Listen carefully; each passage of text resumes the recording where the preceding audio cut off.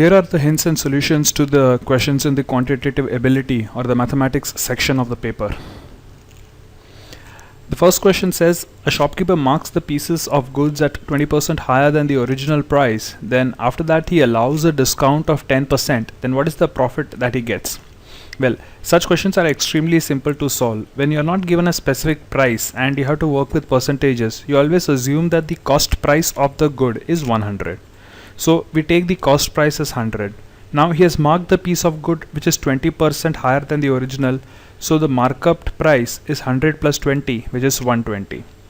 He is now giving a discount of 10% on the marked price, and 10% of 120 is 12. So the discount value is 12, which means he sold it at the marked price minus the discount, which is 120 minus 12, that is 108 rupees.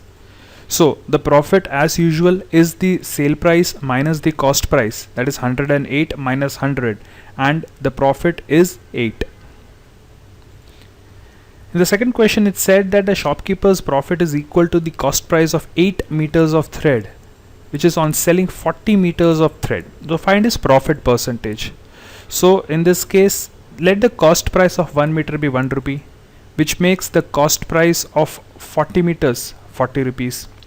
Now he said that the profit he earns is equal to the cost price of it. So the total profit he gets is 8 rupees. So when I know my cost price is 40 and my profit is 8, then my profit percentage as a percentage of the cost value is 20%, because 8 of 40 is nothing but 20%. It is said that a sum of money becomes 4 times at the simple interest rate of 5% per annum in a certain period of time. So at what rate percent will it become 7 times in the same time period? Well, let the amount be x, right? So it said that this sum of money is becoming 4 times, which is 4x, which means the increase in the original amount is by 3 times, right? So in terms of percentage, I can say that 300 times the amount has increased. Now, if I have to increase the amount by itself, if x has to become 2x, and the rate is 5%, then to double itself the quantity takes 20 years. So it increases by 100% in 20 years. Here the increase has to be by 300%, so it will take 3 times that, which is 60 years. Now to become 7 times the amount, the increase has to be by 6 times. That is, for x to become 7x, I have to add 6x to it, and we have calculated that it increases by 100% every 20 years.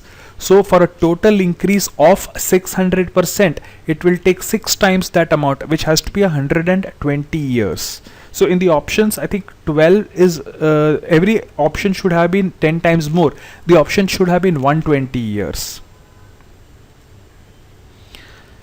A person covers a certain distance in 6 hours if he travels at 40 kmph. So at what speed must he travel to cover the same distance in 4 hours?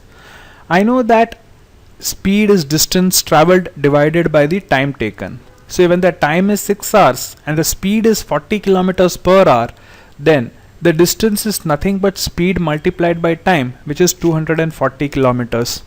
Now, to cover the same 240 kilometers in 4 hours, I need a speed which is calculated by distance to be traveled upon time taken. So 240 divided by 4 gives me 60 kilometers per hour. A and B can do a piece of work in 6 days. A alone can do it in 9 days. Then in how many days can B alone do it? Well, let A do the work alone in A number of days. So B does the work alone in B number of days. The per day working capacity of A is 1 by A amount of the work, which in this case is 1 by 9. So the per day capacity of B is 1 by B.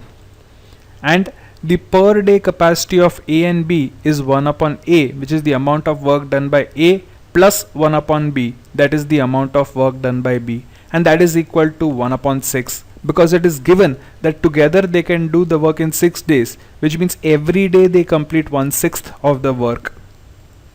So we get the equation 1 upon B, which is nothing but 1 upon A plus 1 upon B minus 1 upon A.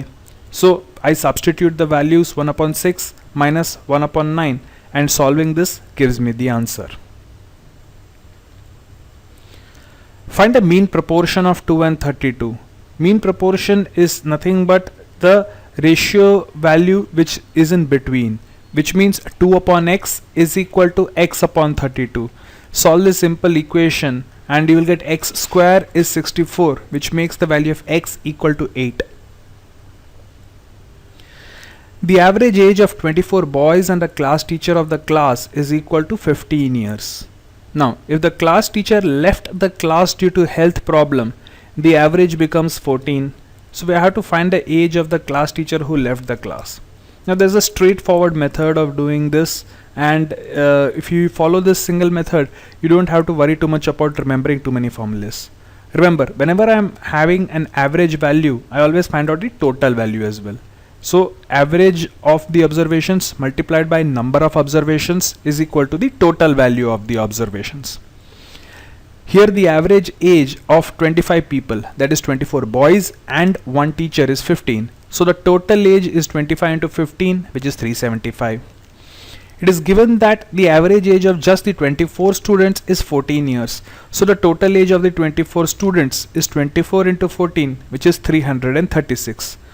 So if I subtract the age of 24 students from the total age of 24 students plus 1 teacher, the amount which is left over is the age of the teacher. So age of the teacher is total of 25 minus the total of 24. 375 minus 336, which comes out to be about 39 years.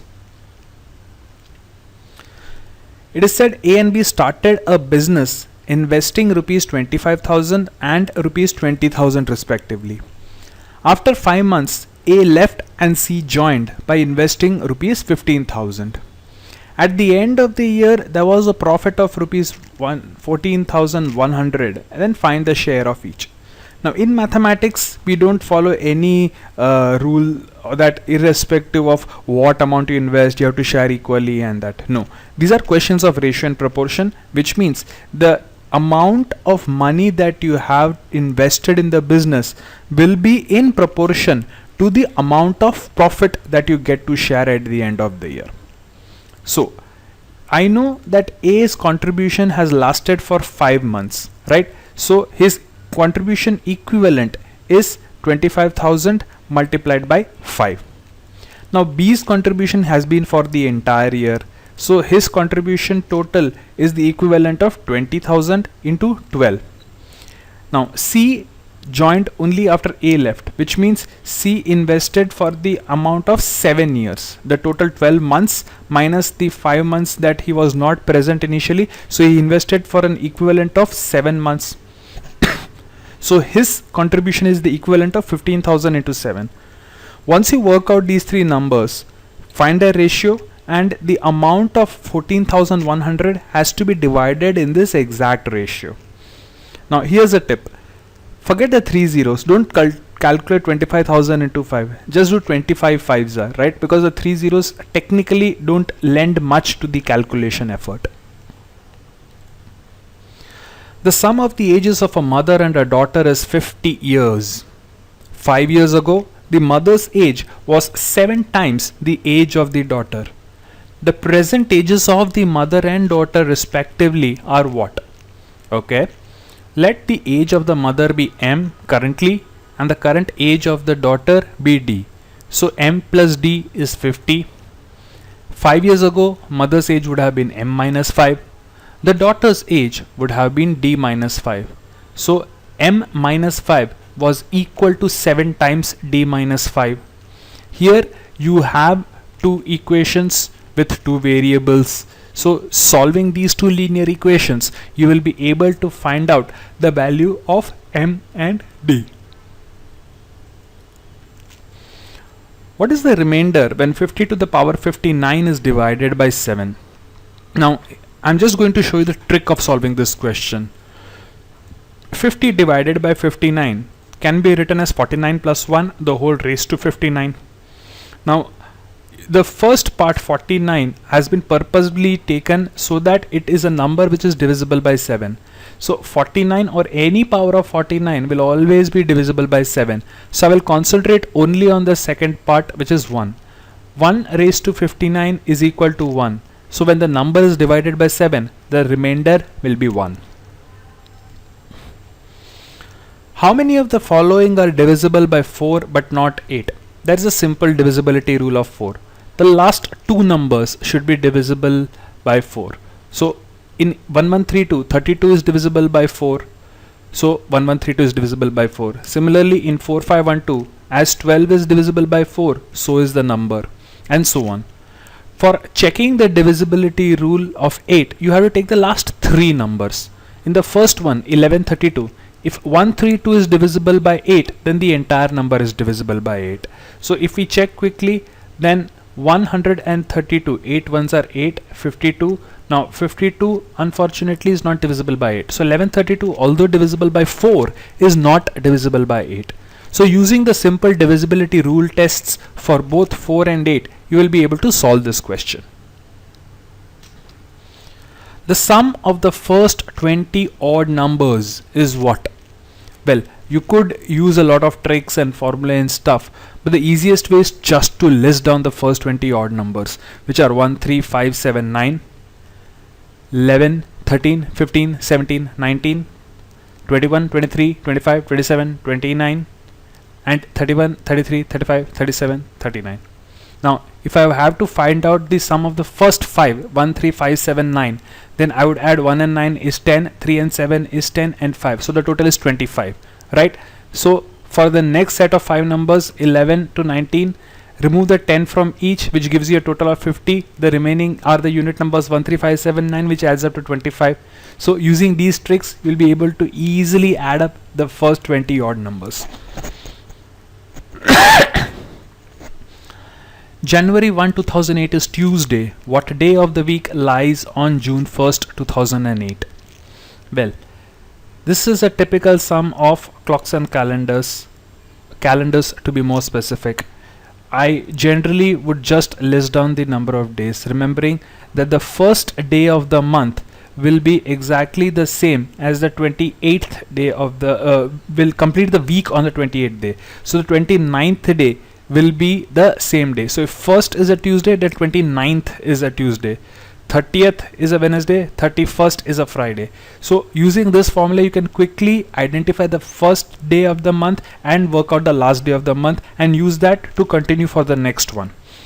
The one point that you have to remember in this question is, because it is 2008 and February has to be considered, 2008 is a leap year, so we have to consider that February would have 29 days and adjust our calculations accordingly. The value of root 8 raised to 1 by 3 is what? Now, 1 by 3, the power 1 by 3 signifies the cube root.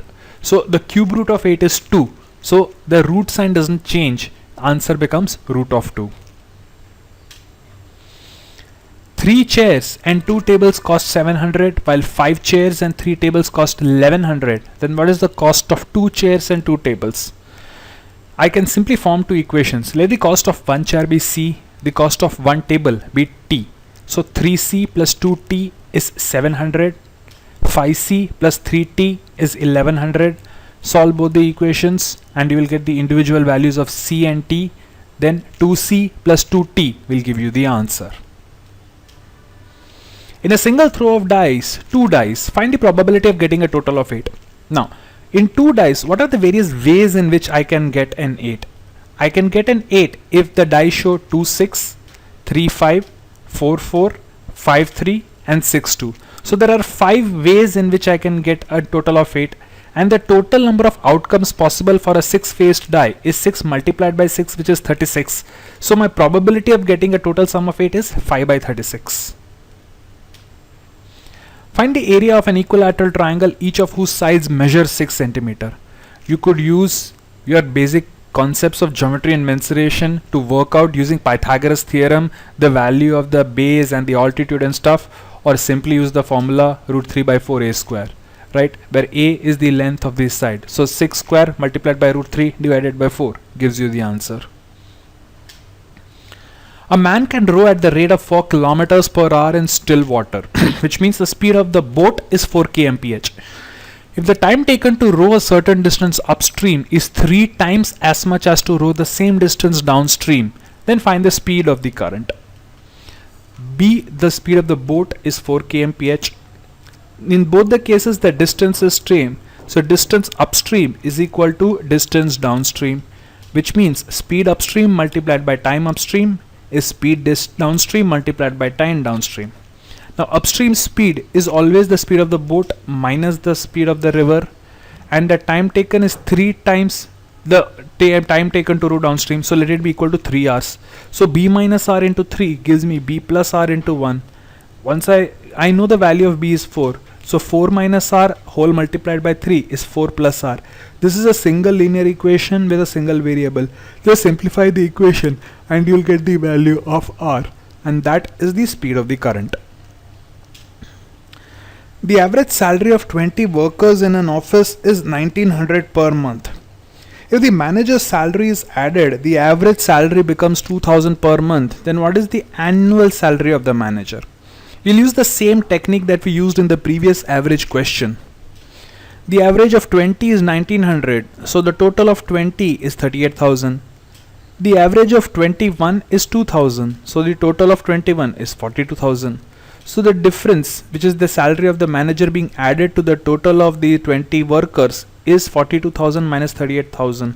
So his monthly salary is 4,000. But the question asked us what is his annual salary. So if he earns 4,000 per month, then in 12 months or 1 year he will get 12 into 4,000, 48,000 rupees. 1 square plus 2 square plus 3 square plus dot dot dot till 12 square is equal to what?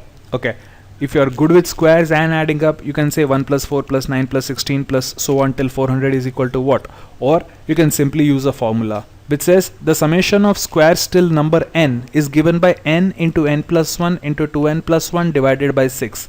So in this case n is 20, so 20 into 21 into 41, the whole divided by 6 will give you the value to this.